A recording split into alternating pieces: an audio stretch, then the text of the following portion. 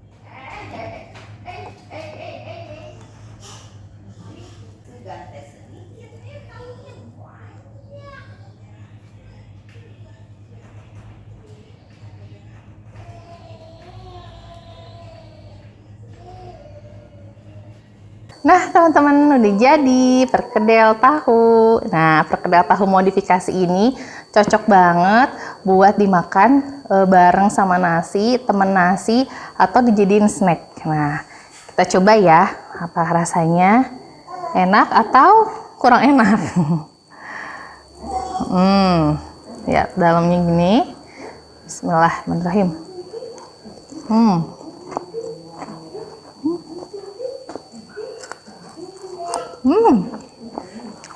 Mantap banget. Buat teman-teman semua, boleh coba resep ini. Rasanya enak dan mudah dibuatnya. Makasih ya supportnya teman-teman. Boleh nanti teman-teman komen, like, dan subscribe. Jangan lupa di channel ini. Ya, terima kasih. Dadah.